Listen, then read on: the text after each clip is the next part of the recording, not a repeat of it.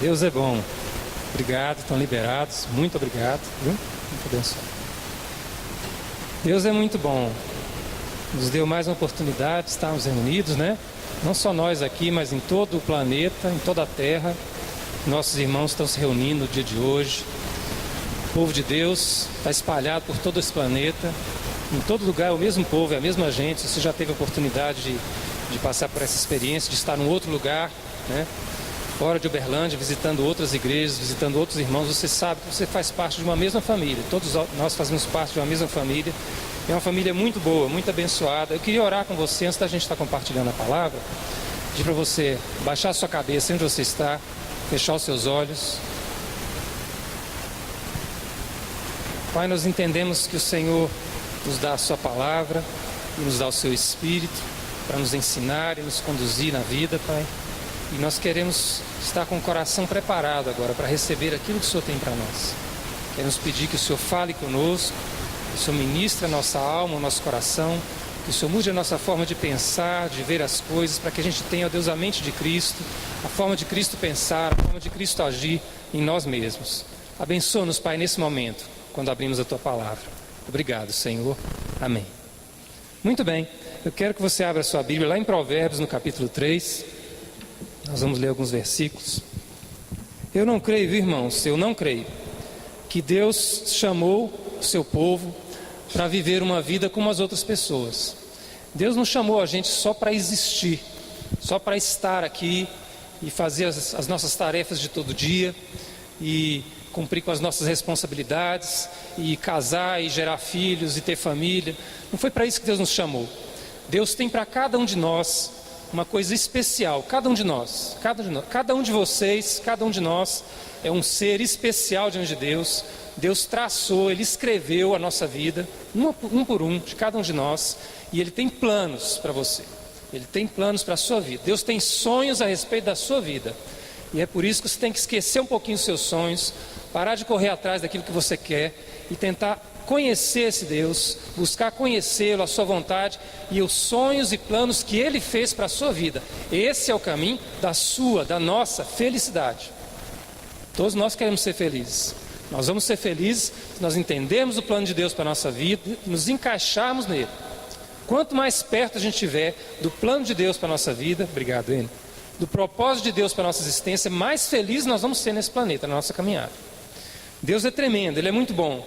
Ele te ama, você é uma pessoa especial para Ele. Você não é melhor do que ninguém. Não é melhor do que ninguém.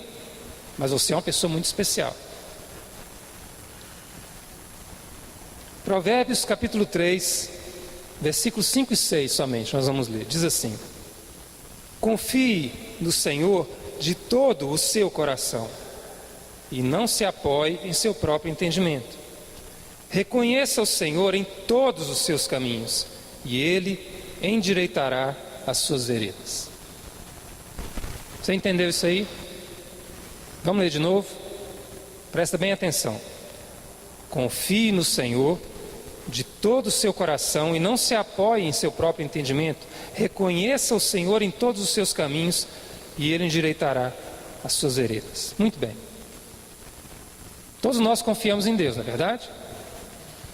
Nós confiamos em Deus. Muitas pessoas confiam em Deus. Está até escrito no dinheiro lá dos americanos, né? In God we trust. Nós confiamos em Deus. Muitas pessoas confiam em Deus. Muitas pessoas.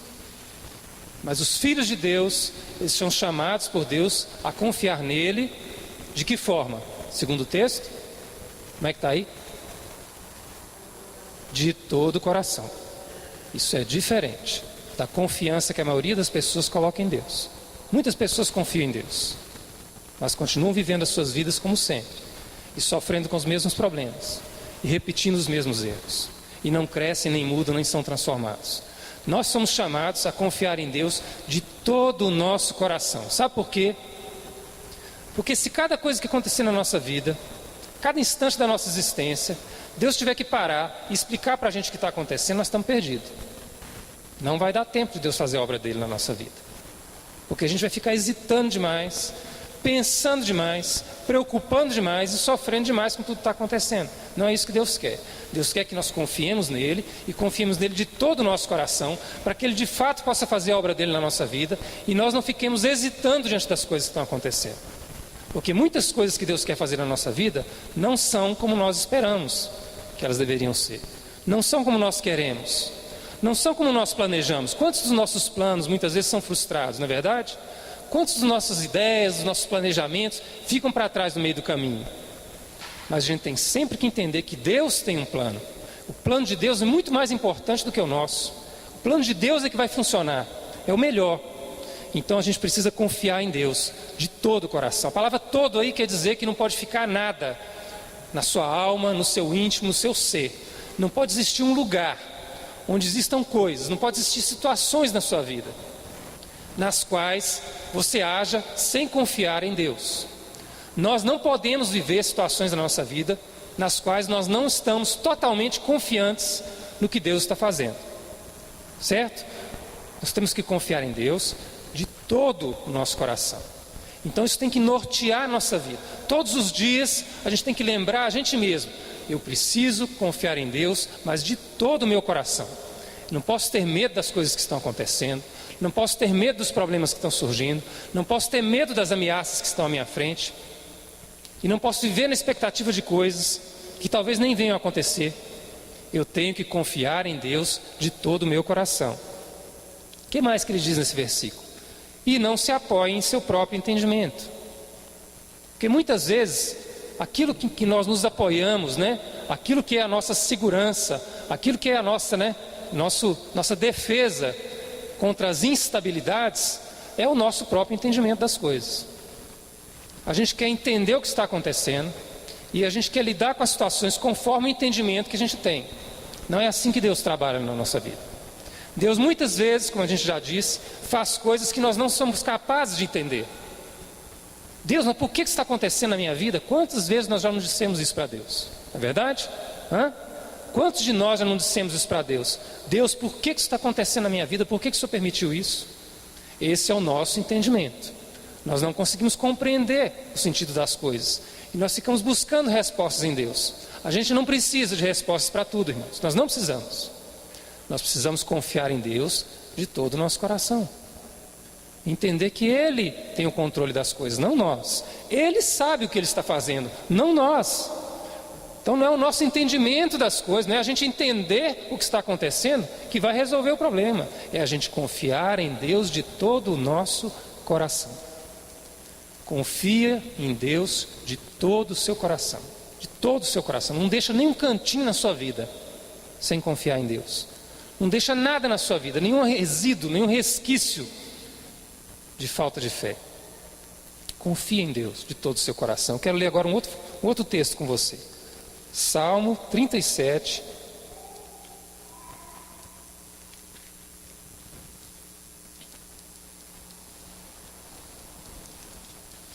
Salmo 37. Nós vamos ler os versículos 3 a 9.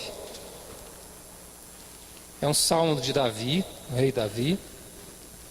O que é que vocês acham? Davi foi um homem que confiou em Deus? Assim, no geral da vida de Davi, ele era uma pessoa que confiava em Deus? Eu creio que sim. Por tudo aquilo que a gente vê a respeito da vida dele, apesar dos momentos de fraqueza, dos erros que ele cometeu, como todos nós também cometemos os nossos próprios erros, Davi era um homem que confiava em Deus. Então esse é o testemunho de um ser humano que viveu a sua vida confiando em Deus.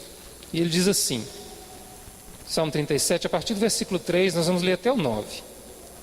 Davi diz várias coisas aqui. Ele diz: confie no Senhor e faça o bem.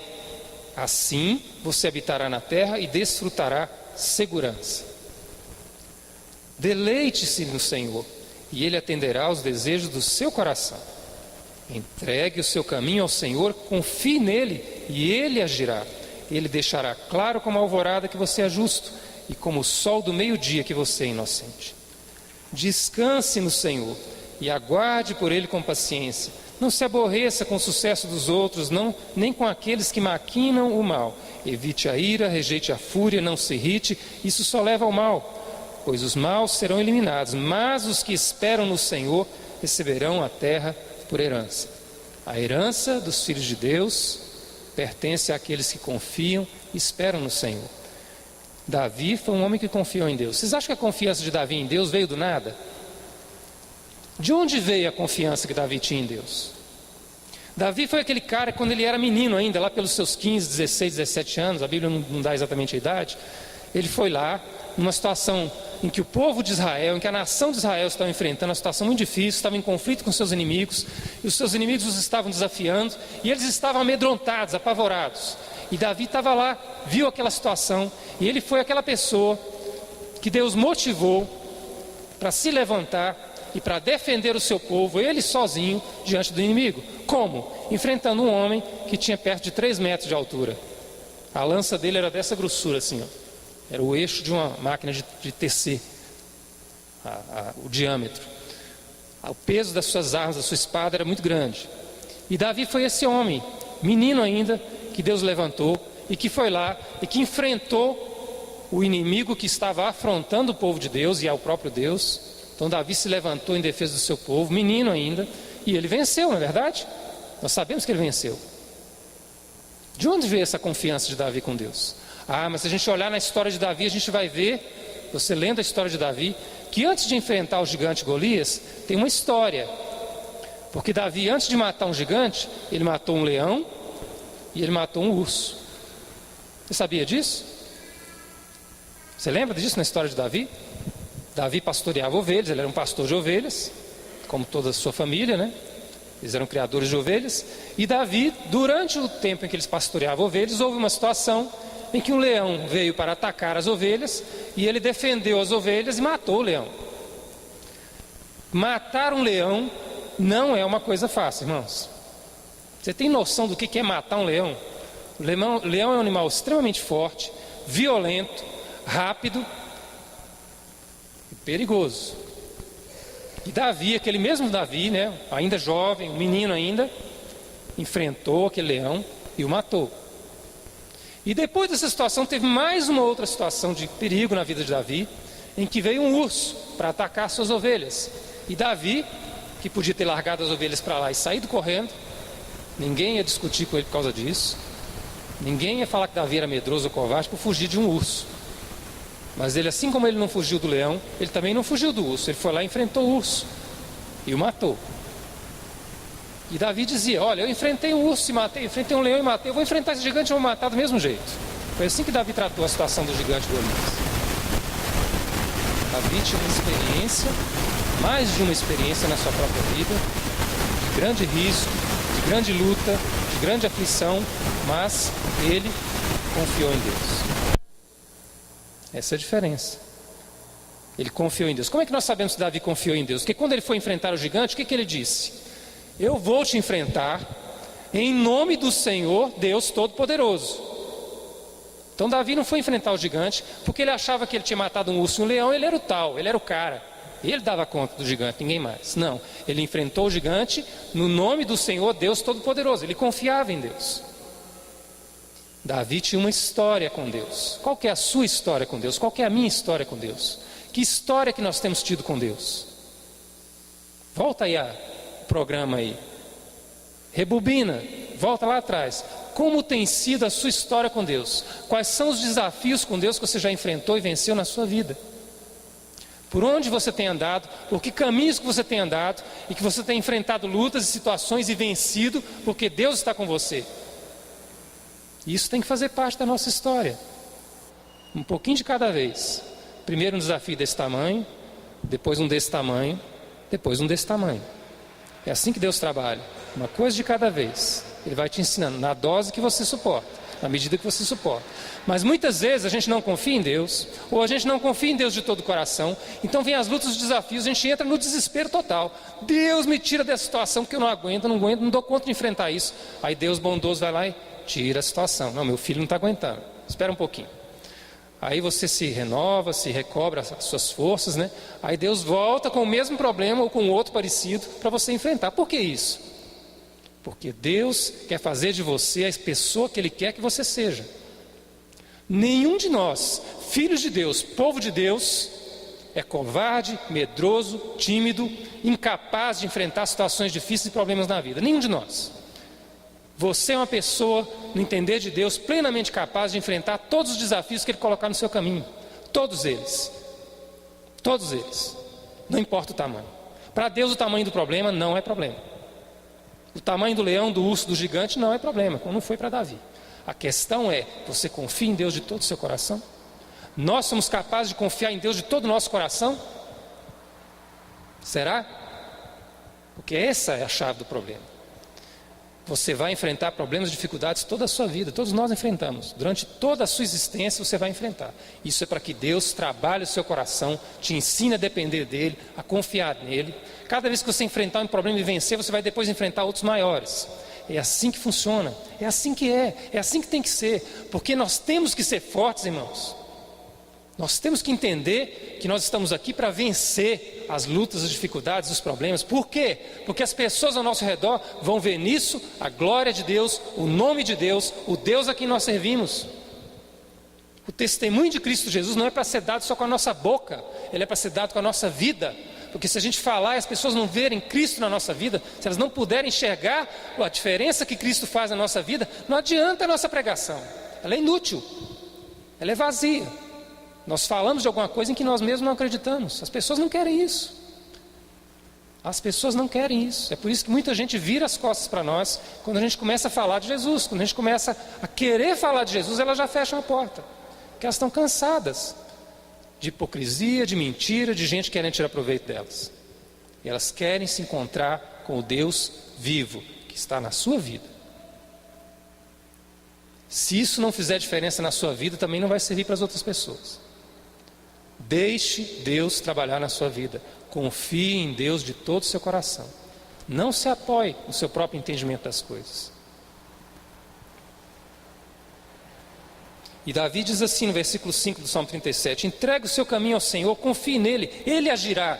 Deus vai agir a nosso favor, não facilitando a nossa vida, não simplificando a nossa existência, mas nos capacitando a vencer tudo. Essa é a promessa que nós temos. Somos mais do que vencedores por meio daquele que nos amou. Vencedores sobre o quê? Sobre luta, problema, dificuldade. A gente não é vencedor sem luta, sem dificuldade. Se não tem batalha, para que ter guerra? Para que ter vitória?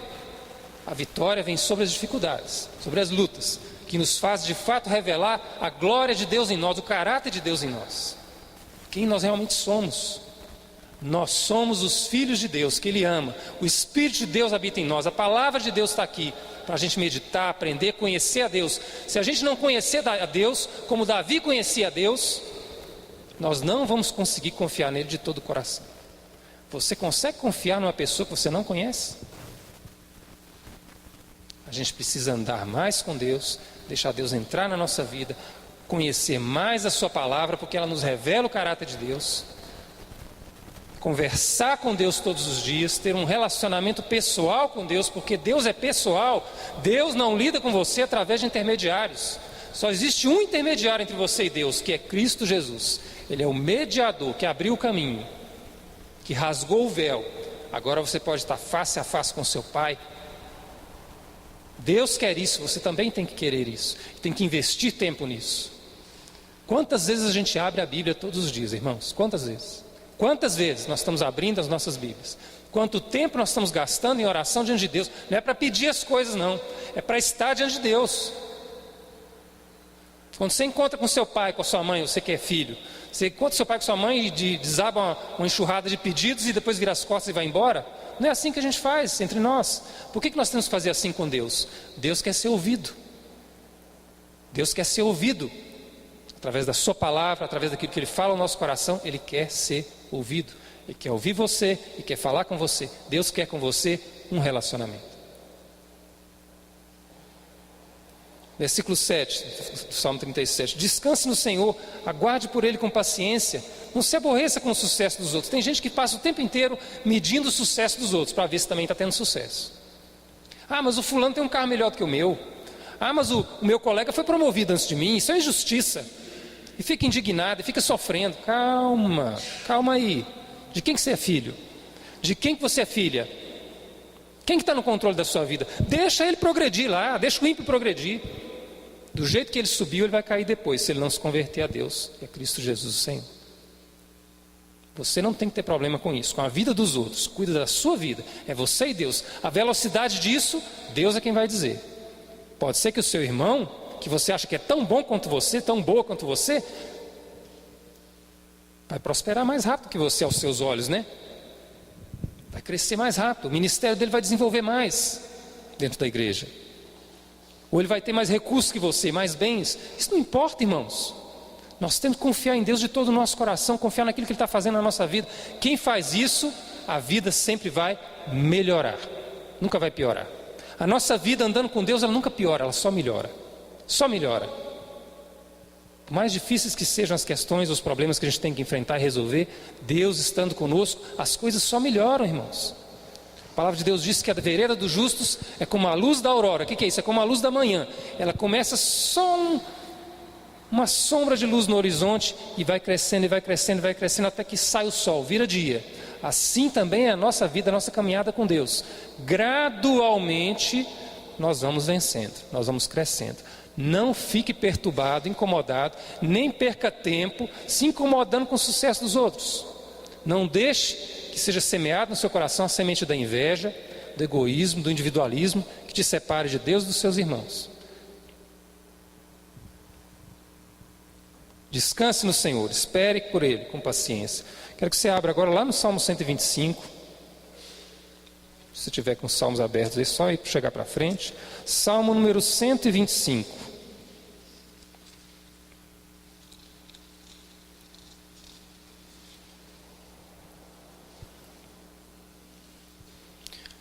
Isso é uma promessa de Deus para nós. Diz assim: os que confiam no Senhor são como o monte Sião, que não se pode abalar, mas permanece para sempre. Como os montes cercam Jerusalém, assim o Senhor protege o seu povo, desde agora e para sempre. A gente não entende bem isso, porque a gente não sabe o que é o monte Sião. O monte Sião é o monte, né, é o lugar onde Jerusalém foi construída, a cidade de Jerusalém. Dá para você remover um monte do lugar? Se você tiver um bom equipamento e muito tempo e dinheiro disponível, talvez você consiga remover um monte do seu lugar. Para construir estradas, você tem que remover montes, muitas vezes. Mas aqui diz que o monte de Sião, o monte em que Jerusalém está construído, é um lugar inabalável. O monte Moriá, no qual Abraão subiu para sacrificar Isaac, que é o monte onde está construído o templo, onde foi construído o templo, hoje ele não existe mais, está lá em Jerusalém, naquele mesmo lugar, naquela mesma região. Aquele é um lugar inabalável, é um lugar que não pode ser abalado, ele permanece, permanece, permanece, segundo a palavra de Deus. E aqui diz que quem confia no Senhor é como esse monte, uma coisa que não pode ser abalada. Sabe o que isso significa?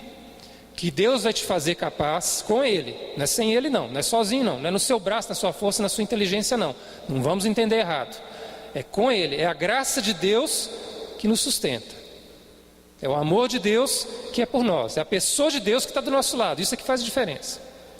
Com Ele, nós vamos ser tão fortes, mas tão fortes, que nada vai conseguir nos abalar. Nenhum terremoto vai conseguir tirar o...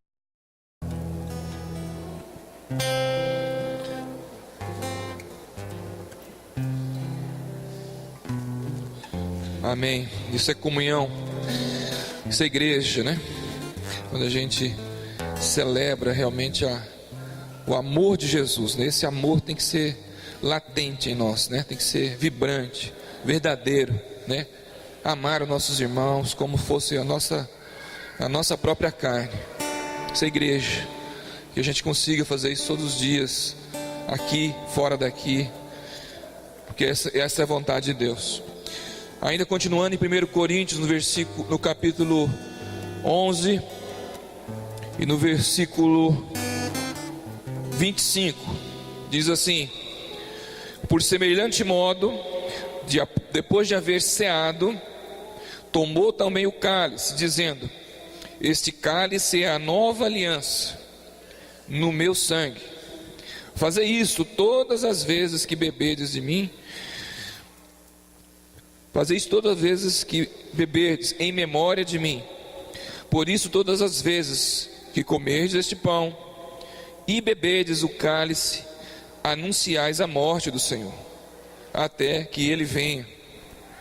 Então nós estamos relembrando, anunciando aquilo que mais importante aconteceu para nós cristãos, porque a morte não significou tristeza, a morte de Jesus significou vitória, e através da morte de Jesus nós temos redenção, nós temos vitória, porque o nosso Deus é um Deus que está vivo, né? Não é como um Deus de barro, não é um Deus que foi enterrado num túmulo e está lá, não é um Deus de pedra, né? Não é um Deus de madeira, é um Deus de carne e de sangue, que morreu, ressuscitou, está no céu à direita de Deus Pai, intercedendo por mim e por você. E esse Jesus que nos salva, que cura e que liberta. Então que agora você possa beber desse cálice, lembrando desse sacrifício, né? Do sacrifício de Jesus naquela cruz, o amor tão grande, uma pessoa inocente que veio para sofrer, que veio para morrer, e morte de cruz, né? Ele foi imolado, diz a palavra de Deus, imolado e foi dado em sacrifício por alguém. Isso não tem amor maior do que você morrer por alguém, fazendo um sacrifício por ela. Jesus fez. Amém? Beba agora esse cálice, esse vinho em memória de Jesus Cristo.